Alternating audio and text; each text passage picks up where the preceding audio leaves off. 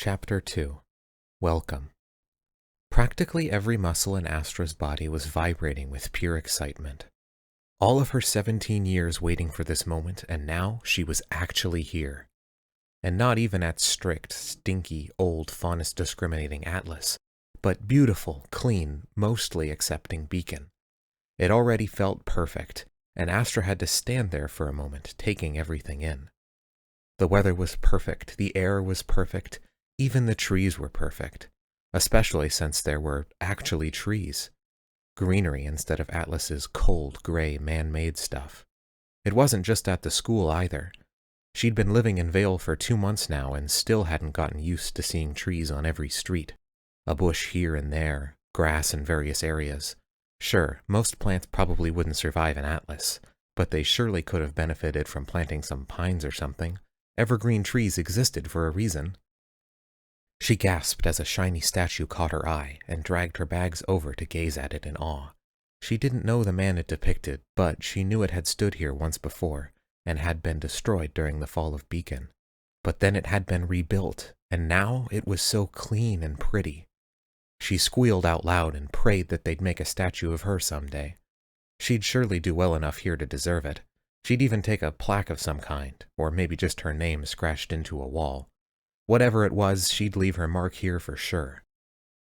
As she bounced up and down on the spot, her tail waving in excitement, passing students gave her weird looks. She ignored them, of course. Her mother had always told her never to let boring people squash her enthusiasm, and she'd taken that to heart. Unlike her mother, though, Astra wasn't going to counter people's rudeness with some mean jab. Neon never meant any harm, but she could always be insensitive. Astra, on the other hand, much preferred ignoring the haters and trumping their nasty attitudes with overwhelming positivity, even if it was annoying. But none of that mattered. She was attending Beacon. She was going to be a huntress. This was probably the best day of her life, and she'd had a lot of those. It occurred to her that she had no idea where anything was, or where she was supposed to go. Was there some kind of assembly area? Should she find the dorms first? There was certainly a lot here that was new to her, and she had no idea what to do next. It was so exciting. She scanned the array of people walking around until a tall blonde man who looked 40-ish caught her attention. Astra could only assume that he was probably some kind of faculty member, unless he'd been held back 20 or so grades.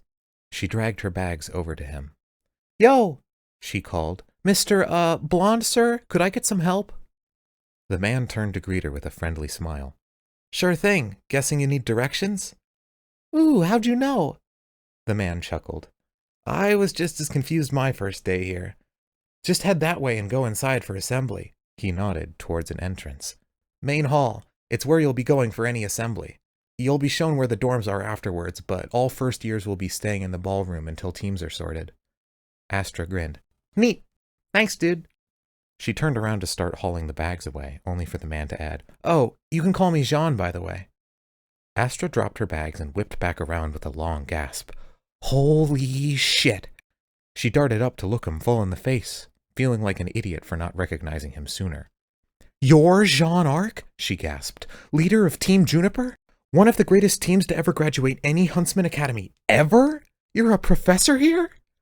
Jean looked slightly embarrassed.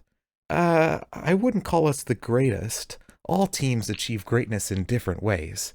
We just happen to be in the right place at the right time. But yes, I'm one of the combat teachers. I specialize in aura."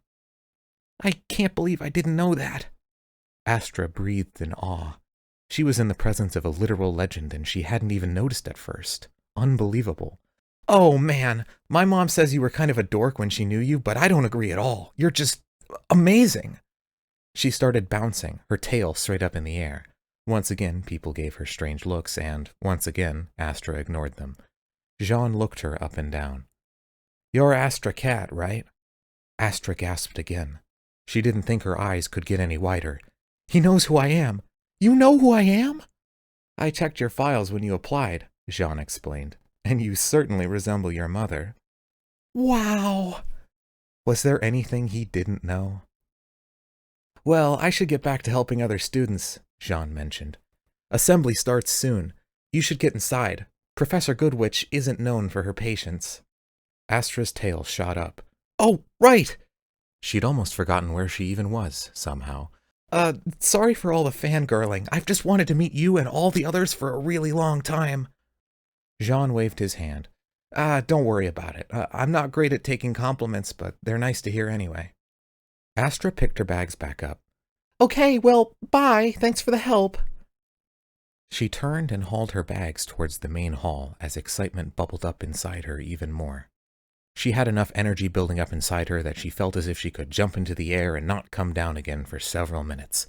She felt as if she could scale Beacon Tower with no effort at all, take down an alpha Beowulf in one hit, run faster than any speedster huntsman. She was a student at Beacon Academy now. She could do anything. Nobody could stop her, not bigoted humans or transphobic assholes or boring people with no sense of humor.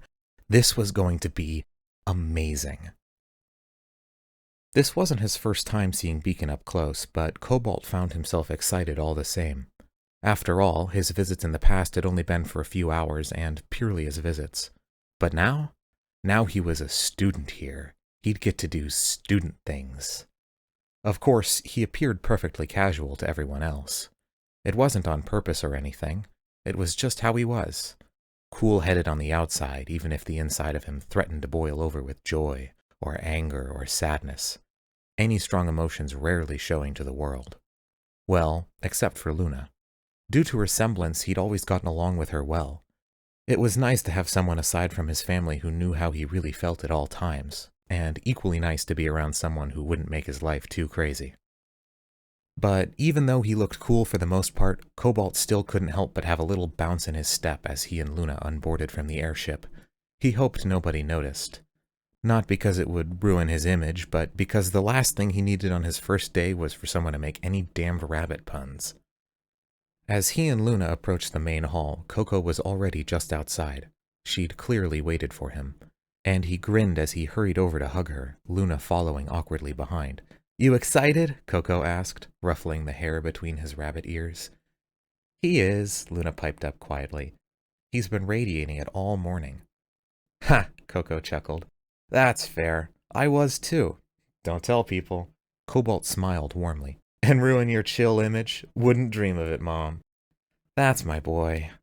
Velvet was Cobalt's biological mother, but that had never stopped him from seeing Coco as a second mother anyway. Really, the whole of Team Coffee had become his parents. They'd moved in after his father had died and raised him as a team, and their family had only grown after Velvet and Coco had married and his younger sisters had come along. When Coco had started teaching at Beacon before becoming Glinda's right hand, Cobalt hadn't been able to spend as much time with her as he once had. So the fact that they'd now be spending every weekday in the same place was yet another bonus to attending Beacon. Cobalt and Luna followed Coco into the main hall where students crowded together and waited expectantly for Glinda to begin the assembly. Cobalt noticed Luna tuck her tail around her leg and moved closer to her, offering silent comfort as Coco waved goodbye and hurried over to where the other school faculty gathered at the side of the room. Attention all students! The room fell silent as Glinda Goodwitch's stern voice rang across the hall. Cobalt pricked his ears intently. Welcome to all students new and returning. Today, another year at Beacon begins. Over 20 years ago, this school fell after a brutal attack. But since then, we've come back stronger than ever.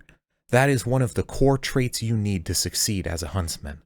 The ability to come back even after failure. None of you are going to get everything exactly right, and some of you may get very little right at all. Cobalt glanced at Luna. Her face was creased with anxiety at Glinda's words, but a flash of determination still shone in her eyes. But what matters is that you pick yourself back up and keep trying anyway, Glinda continued. Do the best you can to help others and to help yourself, and you will graduate from this academy as a fully licensed huntsman. Good luck. As she stepped away from the microphone, students began to mill around again, and the noise picked back up. Cobalt remained by Luna's side, not willing to abandon her for even a moment. You doing okay? He asked. It took a moment, but Luna nodded. Yeah, she replied. I'm just trying to prepare myself, mentally. Cobalt placed a comforting hand on her shoulder. Personally, he felt that anyone who could be this worried but still so determined to reach their goal was extraordinarily brave. Take all the time you need. You've got this. Just let me know when you're ready for a tour, Luna scoffed. Show off. You've been here before, what, 3 times? Cobalt faked offense. I'll have you know I've been here 4 times. Yeah, okay, Luna chuckled. But I still don't trust you to know where you're going. She nudged him. Come on then, let's get our bags to the ballroom. My hands are cramped from the death grip I've had on them this whole time. Cobalt glanced around. Alrighty, the ballroom is this way. He started in one direction before Luna's tug on his shirt stopped him. It's that way. She pointed in the opposite direction. There's literally a sign. Ah! Cobalt looked where she was pointing. There sure was a sign. Totally knew that. Confusing directions aside, Cobalt had faith in himself, and Luna too. They had been together for practically their entire lives, and Cobalt was happy to follow Luna into anything. Even if he didn't end up being her assigned partner, and even if they couldn't so much as be on the same team as her, he would still stick by his best friend. And, with any luck, maybe he'd even make a few more.